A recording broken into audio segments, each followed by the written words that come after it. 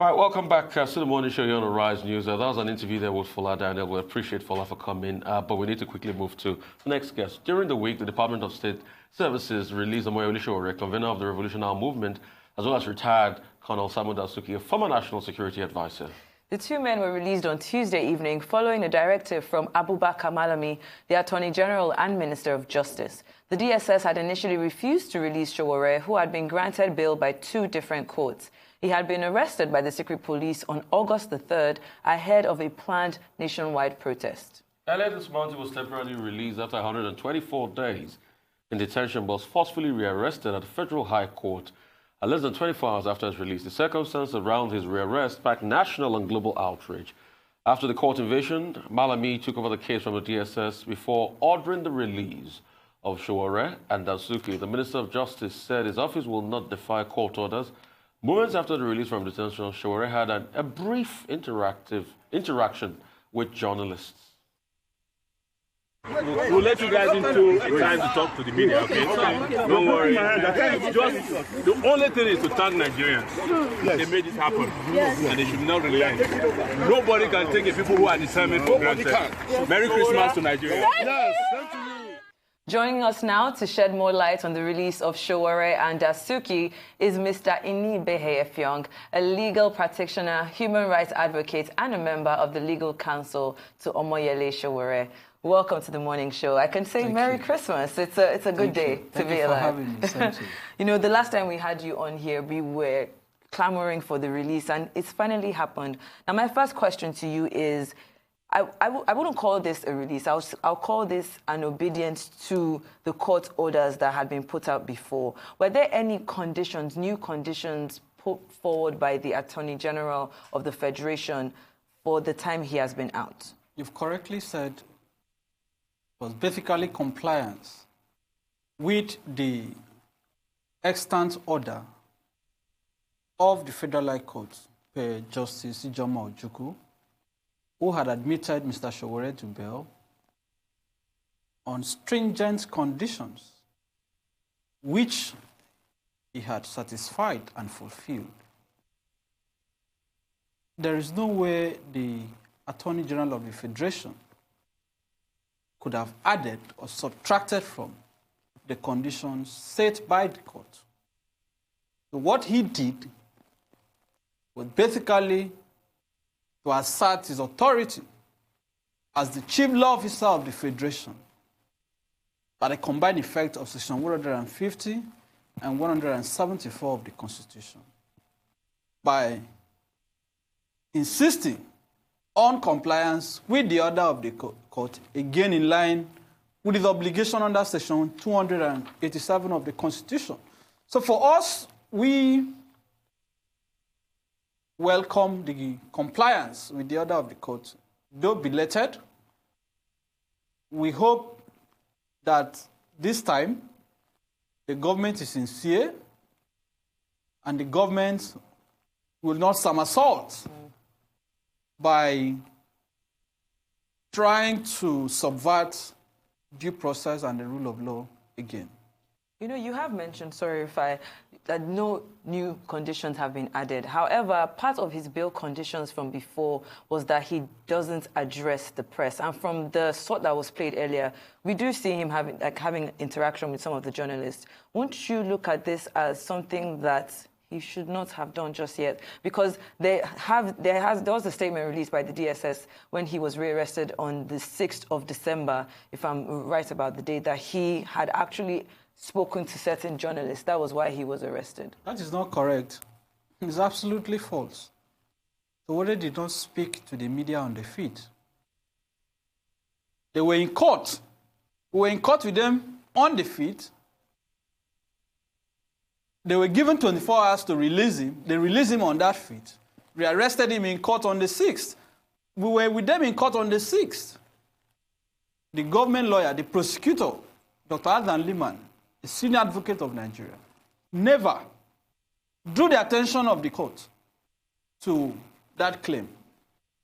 No such thing happened. Regarding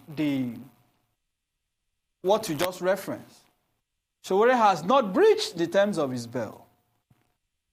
he was exiting the premises of the SSS and was overwhelmed by a handful of friends and associates who had trooped to the facility to welcome him. And you see him coming out, and he greeted them and passed. That was all. So to characterize that as a breach of his bail will be pushing what transpired beyond the limits that we have seen. But let me make the point clearly that the question of whether a person has breached the terms of his bail can only be answered by the court that granted him bail, not by the prosecutor, not by the Attorney General, not by the President, not by the SSS. So when people make the insinuation that, Sowore has breached the terms of his bail, Nigerians should not forget the antecedents of this case, that this is a man who was granted bail. Justice Taiwo ordered his release. The government flouted it. Justice Ijoma Ojukwu ordered his release. The government flouted it. The judge again, the third time, ordered his release for 24 hours. They pretended they had complied. They released him again and rearrested him. So if anybody should be talking about breach, it has to be the government. Let me take you on this, Inibehe, real quickly. A lot of people have hailed Justice Ijoma Ojukwu as one of the heroes, of the few heroes of the judiciary. If you don't forget, Justice Ijoma Ojukwu was the first person to have granted Sambo Dasuki a bail. She granted Sambo Dasuki a bail at some point. She also granted Sowore a bail. But we can see the legal impasse happening now concerning the case. When the judge at the case has been pushed to said he can't touch the case because he had a wrangling with Sahara reporters. Do you think you'll get fairness from the judiciary?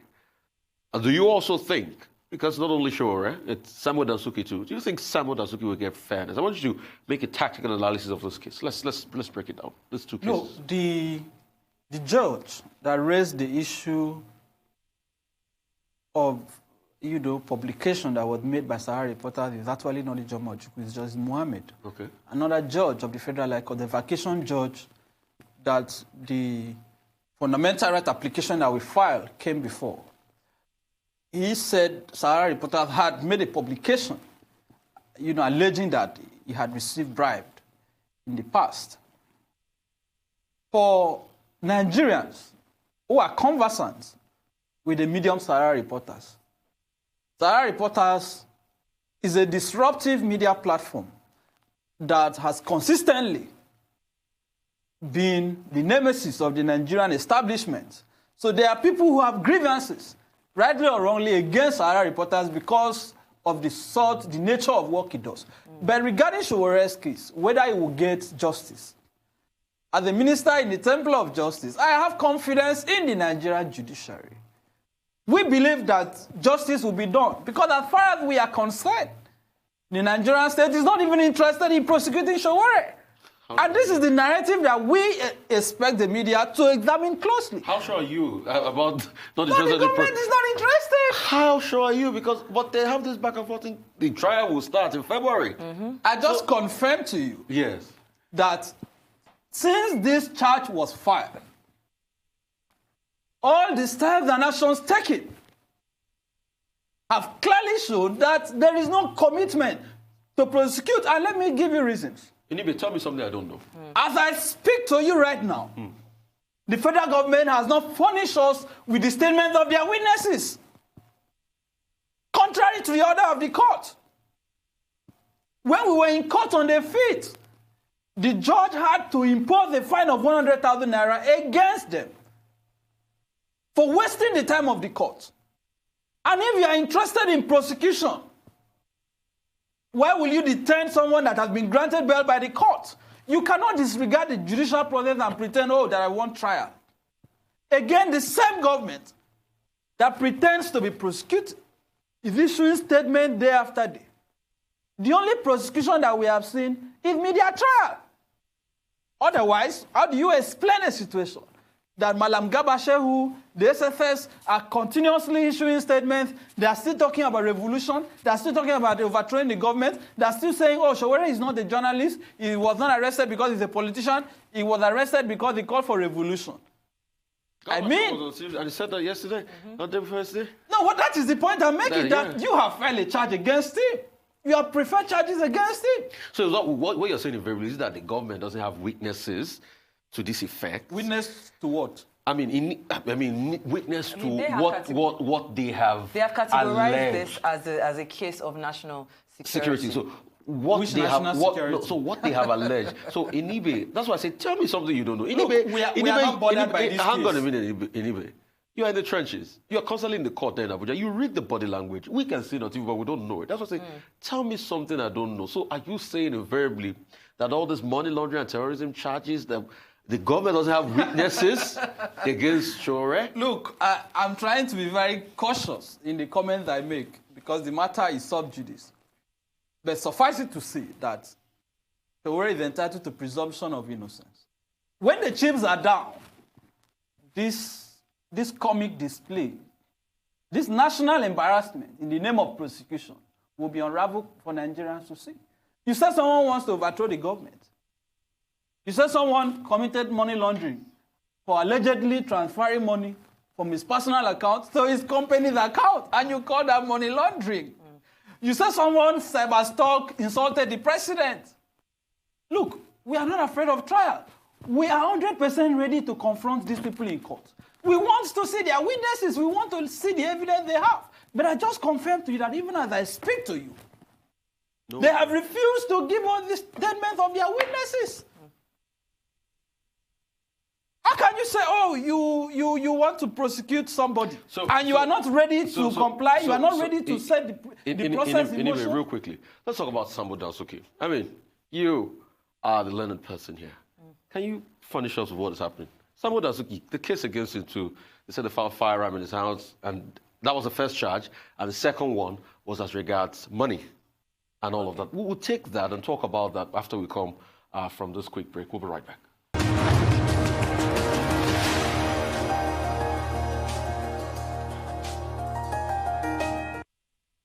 Right, welcome back to the morning show here on the Rise. We've got a member of Sowore's Counsel, Inibehe Effiong, bringing us up to speed as regards the case. Let's talk about Colonel Sambo Dasuki. I mean, you're the learned person. Can you break down the case for us? Let's see what's happening as regards Colonel Sambo. It's been there since December 2015. It was there for 1,484 days. Because the government is not interested in prosecuting Sambo Dasuki. What do you mean? I mean, you say they're not interested in prosecuting Sowore. But it is obvious. Now Sambo Dasuki? It is obvious. Tell us what we don't know. If you believe Sambo Dasuki had committed a crime, if you believe arms funds were stolen, if you believe you have a case of illegal possession of firearms against Sambo Dasuki, are you not supposed to file charge, call witnesses, to prove your case? The reason why this case has stalled for these years is because Sambo Dasuki was granted bail. They refused to allow him go. At the point they pretended they were going to release him, immediately stepped out of the correctional center. They rearrested him on fresh charges. Ever since, the man said, except you comply with the order of the court, I cannot stand trial. Which is very logical. It makes sense. Hang on a minute. When you read the trail, he was released, rearrested. Sowore was released, rearrested. Now is there a pattern we should watch there? It's consistent. The danger, unfortunately, is that the government is abusing the legal process. This is an abuse of the legal process. This is a misuse of prosecutorial powers of the state. 4 years is sufficient time to convict somebody if you have a case against him. Every sensible government that has a case against an individual should be very happy to have its day in court. But you claim you want to prosecute this person, you claim he committed grievous and serious offenses, the court admits him to bail, you say, I cannot release him because the offense was so serious. Come of it. The president cannot convict. The SSS cannot convict.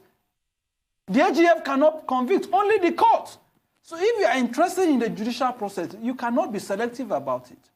That is why I'm saying that the government is really not serious in prosecuting. What they're after is just to abuse the judicial system to achieve vendetta, political vendetta. That is all. Sambo Dasuki was granted bail by the Federal High Court, the FCTI Court, the ECOWAS Court, the Court of Appeal on 2 instances. Several courts have made orders. So you're saying Sambo Dasuki's case is political vendetta? It is. There is no other explanation for it. How so? It is. What's the line of thought behind this Well, political there's a school of thought that he was involved in arresting General Buhari when they overthrew a civilian regime in 1983. That maybe this is a payback. And those who say that you cannot dismiss it. Because what is the reason? Why are you keeping him for 4 years? We cannot throw away the sacred principles of our constitutional democracy, including the right to presumption of innocence. Otherwise, the entire system will crumble. The only alternative, the only way what this government has done can be defended is to suspend the constitution, create a monarchy, or turn Nigeria into... Professor Tope Akinyode was here too recently, and he made those statements along that line that what is happening was technical suspension of the Constitution, but that is which what we it challenged is. him for. And No, said, you can't challenge him. You cannot be selective in complying with the Constitution. The same Constitution, Section 130, that creates the office of the President. The same Constitution clearly states that no person shall begin to perform the functions of that office without subscribing to the oath of office and oath of allegiance. That part of that oath is to uphold, defend and protect the provisions of the Constitution of the Federal Republic of Nigeria. the custodian That of the Constitution guarantees the right to personal liberty. That Constitution recognizes the principle of separation of powers. That Constitution gives the court the judicial powers under Section 6 of the Constitution to determine whether somebody is guilty or not.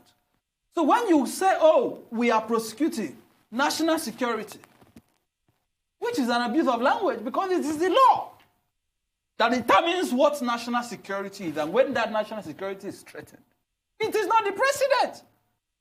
The president can say, oh, I am the chief executive of the federation, officer of the federation. They can file charges, but the decision whether someone is guilty of an offense or not belongs to the court. Okay. Okay. I mean, now we've had this conversation now. I'm curious to know, I mean, we saw the video of Sowore leaving court. He seemed in high spirits. He seemed happy. While in the Yuletide season, I'm curious to know what his state of mind is, how he's doing, his family. I know part of his bail conditions is that he can't leave Abuja. And also the next steps. We know that the trial is supposed to start in February 2020. How your legal counsel is the preparation towards this trial? 100% ready. We are 100% ready. Look, I spoke with Sowore on Tuesday when he was released. I spoke with him yesterday. I will possibly also speak with him today after this interview. And I can confirm to you that Sowore is not worried. Sowore is undaunted. Sowore is the least person that is troubled by the drama that is going on. He's not worried at all because he understands what is happening. He's in high spirit. And for us in the legal team, we are absolutely ready for trial. But the federal government will tell you they are ready in court when trial starts. Give us the statement of your witnesses first. No, they will say they are ready in court. They will And meet you in court. comply with orders of court. They will meet you in court. The federal government will say they'll meet you in court. I mean, you saw the statement of Garba Shehu. They'll meet you in court. They are ready. Why don't we just all wait till when that happens? A lot of people will say, oh, maybe you're quite too optimistic as regards this. You know, that why don't we just wait and see how the case pans out the court? And if you get a victory in court, it's a total victory. But why don't we wait till that time? Sowore was arrested on the 3rd of August. They claim he wanted to overthrow the government on the 5th. But guess what? On the 5th of August, people actually came out for the RevolutionNow protest across several states, including Ogun State, where 4 people were arrested and charged to court. Do you know that I defended them? All of them, they court throughout the case. The court upheld my no case submission, that they had no case to answer. These are the people who actually took part in the so-called revolution. They were discharged. And as I'm speaking to you, I am preparing to file a fundamental right action against the Nigerian government. So if people who took part in the so-called revolution on the feet that Sowore was planning have been discharged, and the court agreed with me that they had no case to answer. So what are we talking about? Look. Let's talk a little bit about the terms of bail once again. Sowore can speak to the press. He has to stay in Abuja. We are now at the Court of Appeal. I can confirm to you. We have approached the Court of Appeal to challenge those conditions. We believe those conditions are unconstitutional. We respect the discretion of the court. But when a judge, a noble judge, gives an order that you cannot leave Abuja, first, the Federal High Court has one jurisdiction all over Nigeria.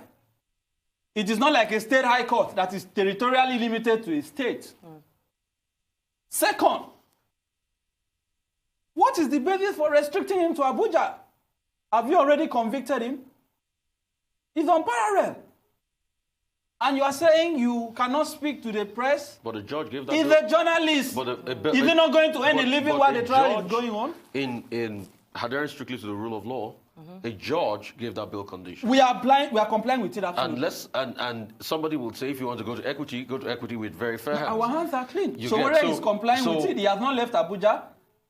He hasn't seen his family. As I speak to you, Sowore has not seen his wife and children. He cannot travel. He cannot travel. Even his work as a journalist is temporarily halted. He cannot do anything. So he's complying absolutely with the terms of his bail. But the law allows us. And he can't speak to the press.